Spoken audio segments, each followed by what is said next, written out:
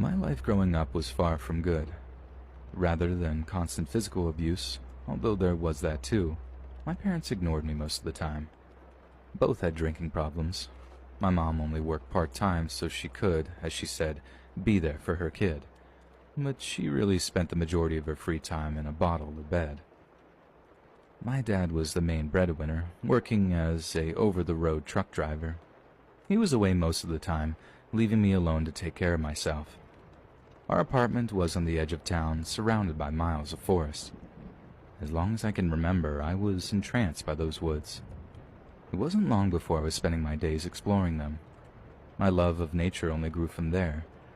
I soon realized neither of my parents were paying attention to my comings and goings, so I began camping out in the woods overnight, here and there just to see if I'd be missed. But as I figured, I wasn't. From there, I began spending weeks at a time camping throughout the vast forest.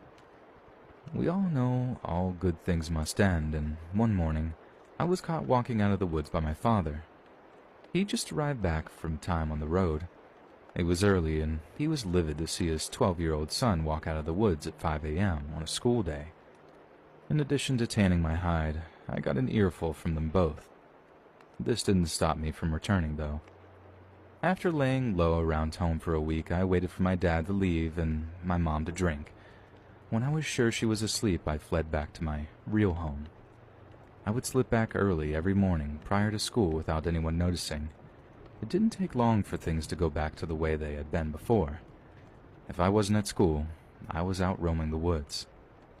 I mentioned before I had a series of camps throughout the forest. Early on, I realized I was sharing my getaway with others. Among these interlopers were small groups of homeless people, probably way before I came along. They'd use the woods as a place to camp and drink, away from the prying eyes of the police and public. I made the mistake of staying in the same place too long on one occasion and almost got assaulted because of it.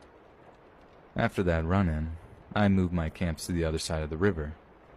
Some nights I would lurk in the shadows and watch them destroy themselves with drugs and drink. Many times, violence would break out, and this only reinforced my hate for them. I already saw enough of that at home anyway. As the months passed, I moved deeper into the vast forest, always looking for a new place to explore. Summer came, and with it, more homeless. It wasn't long before they had their filthy little camps all over the woods. However, at that point, I was still safe if I stayed on my side. I was the only person who knew where to cross. River or not, my paradise would be taken away from me, once and for all, by these very same people. One hot summer afternoon, I was down on the banks getting water. I'd heard voices off in the distance, so was keeping my eyes peeled. I'd retrieved my water and was returning back to my camp when I heard a group of people arguing on the opposite side.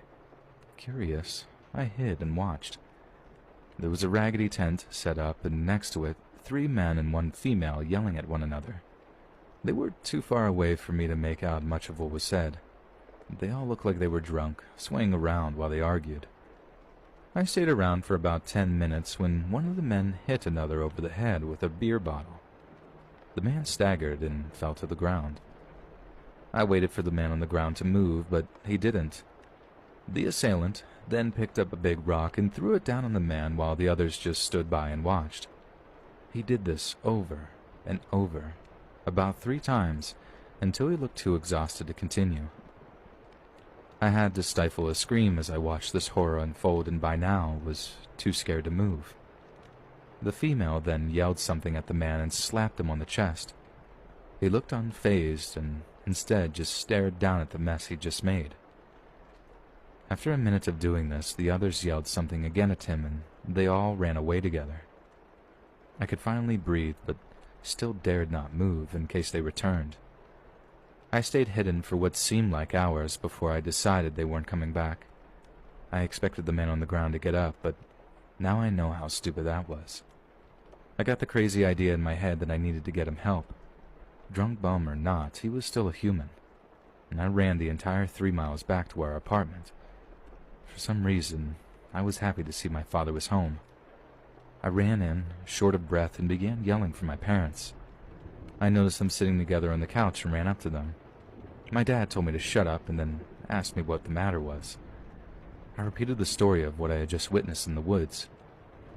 Rather than getting help, my dad began yelling at me about defying him. My slurring mom soon joined in, and they both commenced to chewing me out a new a-hole.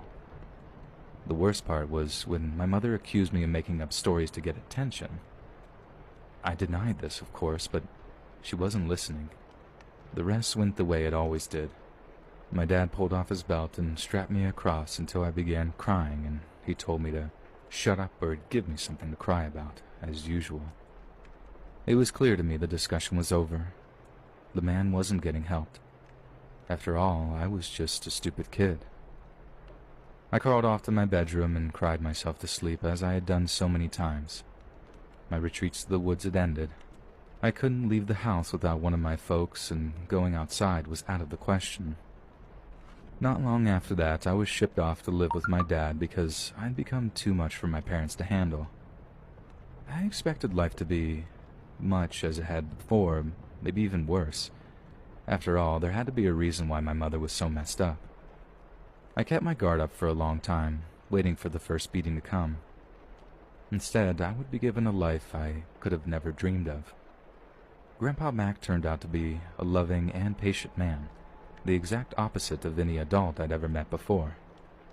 The first time he asked me what I liked to do, I was speechless. No one ever cared to ask. I swallowed the knot in my throat and told him of my love for nature.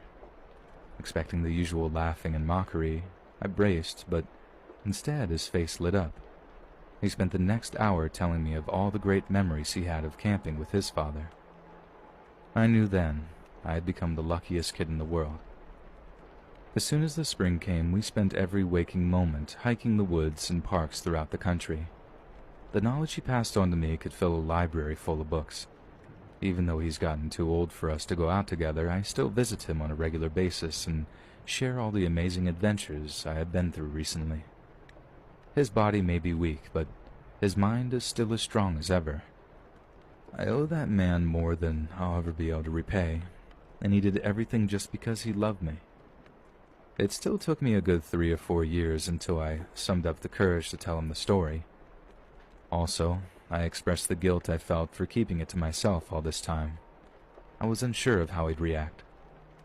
At first, he sat quietly. A moment or two later, he sat up in his chair and hugged me tightly. This confused me, and when he let me go, I asked him what I should do. His advice to me was to contact the police back home and share the story with him. After that, the responsibility was out of my hands, and I didn't need to be guilty ever again. Once I contacted them, I washed my hands of the guilt. Now that I've grown up, I realize my parents were at fault. I did what I should have. If they chose to say nothing, it was on them.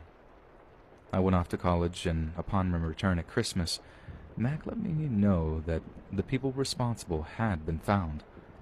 Although all but the woman were dead, she shared the location of the man's body with detectives. They wanted to thank me for coming forward and helping them to solve this case after all these years. And with that, I moved on, leaving that terrible part of my life behind me.